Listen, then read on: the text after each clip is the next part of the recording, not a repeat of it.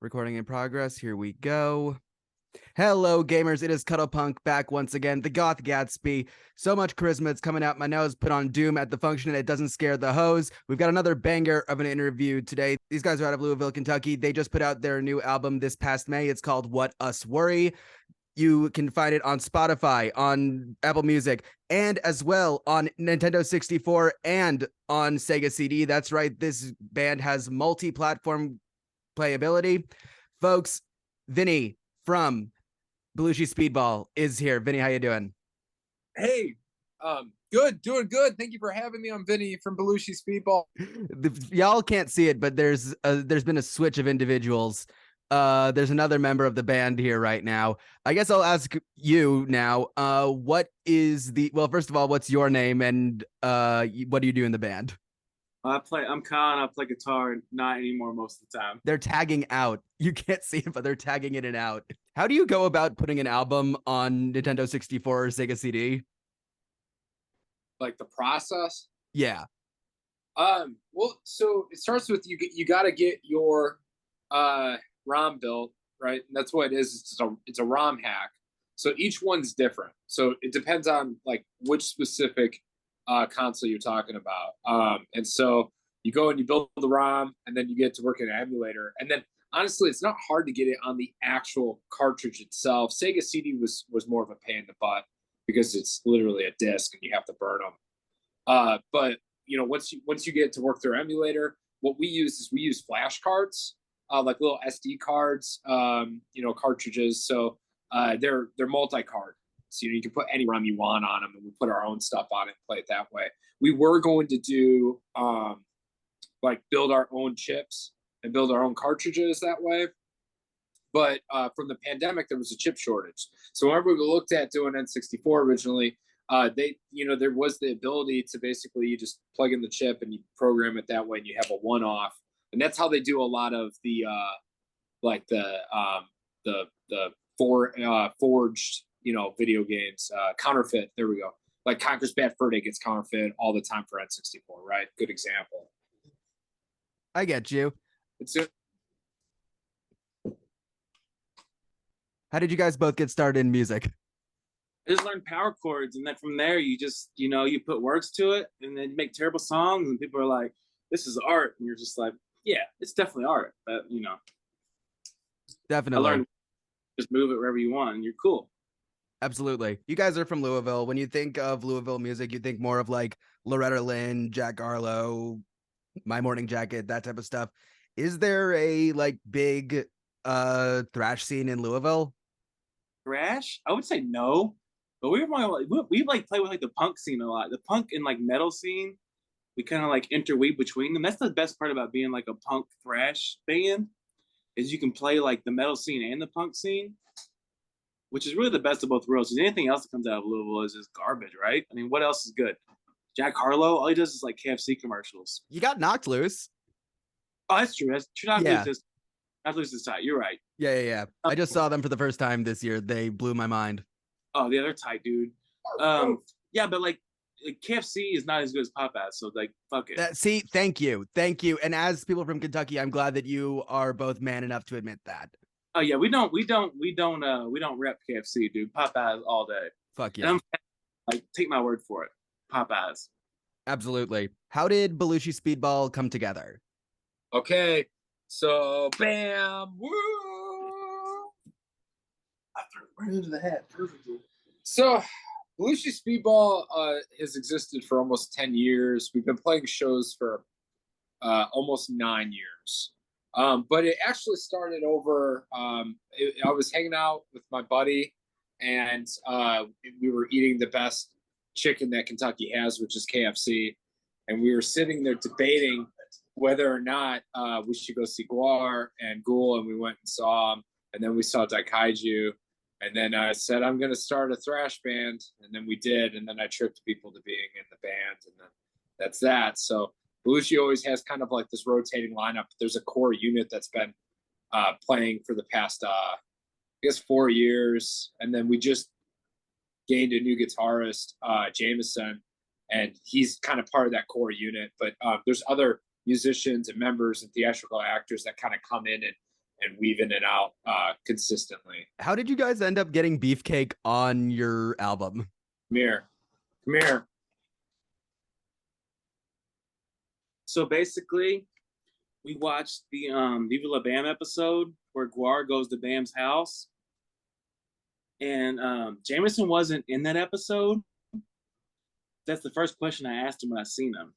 Was, did you get to go to Bam's house? And it's super funny because what's his name? Goes to Ape and Phil's bed. Odorous Dave. Dave Brocky goes to Ape and Phil's bed and crawls into their bed like fully geared up and like nestles up to him and is like, "I'm scared." like he goes into Phil and Ape's bed. Yeah. I don't have any friends. They're not my friends. I miss Dave Brocky so much.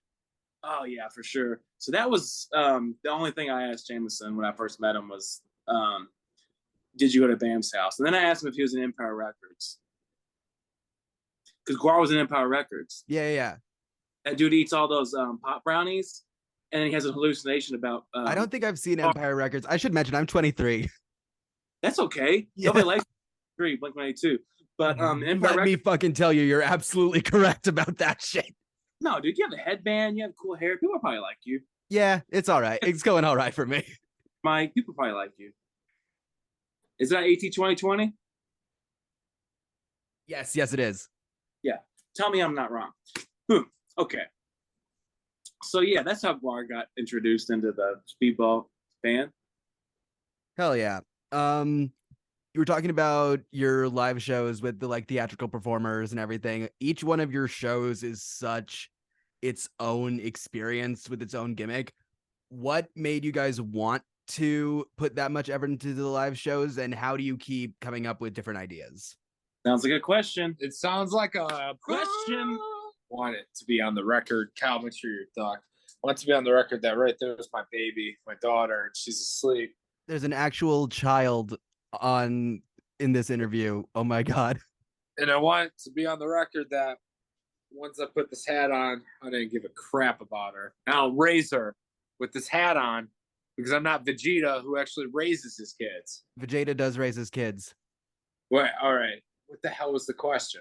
I honestly, it's one of those things to where in the beginning, we were playing kind of infrequently. We were playing like, heck, I think our first two shows, there was a year gap. And then we were playing maybe like 4 or 5 times. And then we started kind of getting the ball going. And our very first show in, I asked my buddy, Bo Kalen, to come be our manager. Because I always thought, you know, like, it's funny if you have like someone that's in charge of kind of like putting on the performance. And so the whole gimmick of Belushi was that like he discovered us and we're his way that he's going to get rich. And so, and we just decided that we're just going to keep like rolling with the theme. And the theme thing really was his. He kept coming up with different ideas and themes. And now it's at a point to where it's kind of like we all discuss it. We all like it's like we all come up with different ideas and whatnot.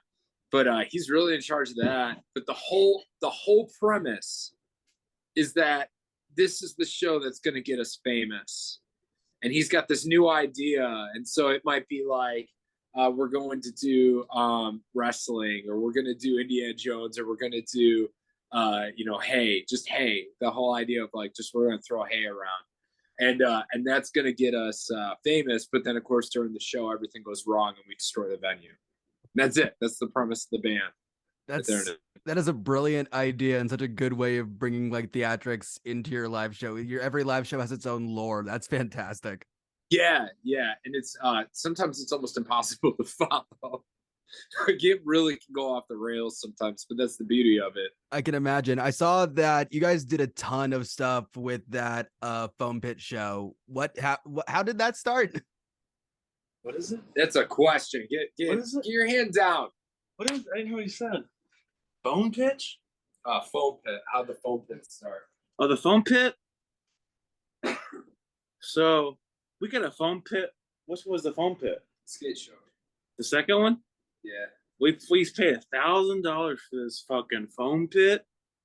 It's a rave foam shoot. It was the second time. It was a rave foam shoot. It was the second time we played the No Comply Night, which is ran by young teen Louisville locals, dude. These kids are sick. They put on this show 2 times in a row. It's like one of the bigger shows in Louisville, right? Yeah. I mean, I'm not crazy saying that.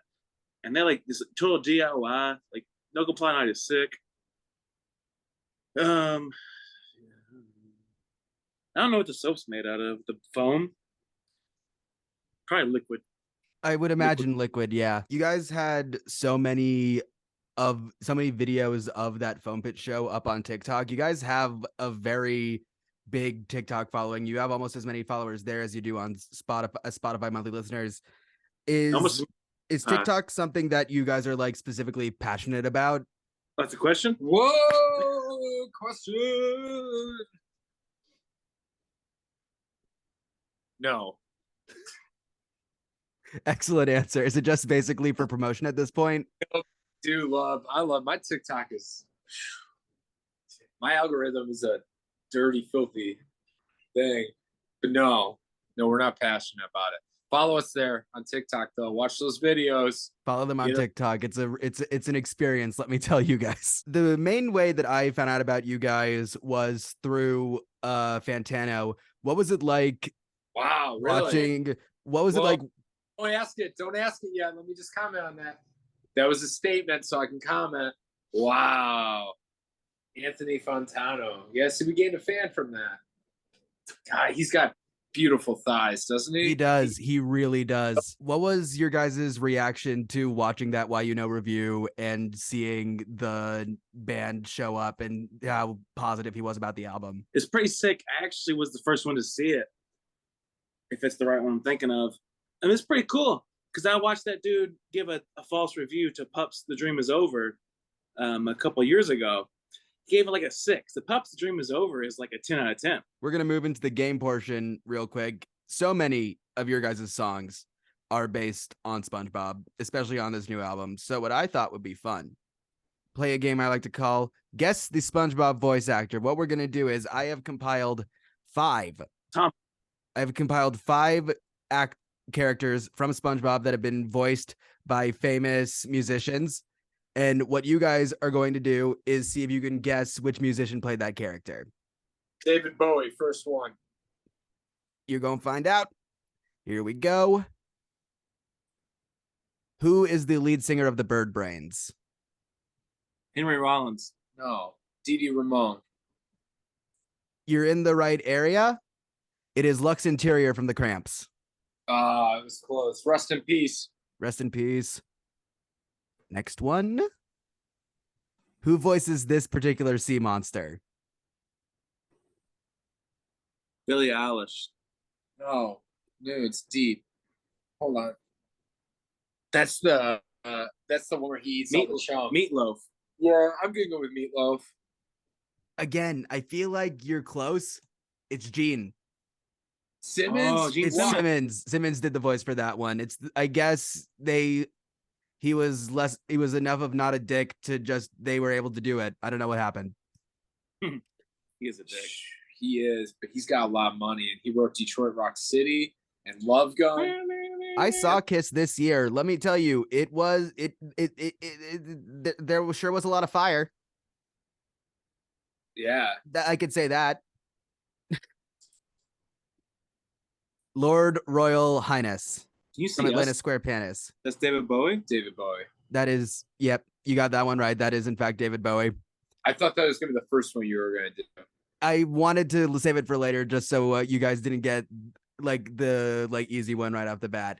This one was Tyler, the Creator. No, this is the cat that holds his breath. Shit, you might be right. Hold on. I got to hear his voice in my head. Tyler's a very good guess. That's really close. Is it Tyler, the Creator? It's Biz Markie. Oh, shit. see, I knew it was, also R.I.P. R.I.P. to the Biz. I knew it was deeper. Yeah. I saw Coolio this year 2 weeks before he died. Rest in peace, Coolio. Biz Markie passed. Biz Markie did pass this year. Oh, this year? Yeah. I thought that a long time. 2020 sad year for us. Wow. We lost the greats. Marquis is a great. Rest in peace, Gene Simmons. He's not dead. He should He's be dead on the inside. Yeah, he should be. Yeah. And then finally, this one's a bit of a cheeky one. Do you guys know who sings the Tire Shoes song? Yeah, look to Supempo. And your shoes are looking cool. And now I'm gonna get copyright strikes. That probably means Oh. British. Hold on. Is cheeky a clue? Like British? It's not. No, that was not a clue. That was just me being a dick. It's that serial killer Garth Brooks. Yeah, Garth Brooks. Yeah. He has so many bodies hidden.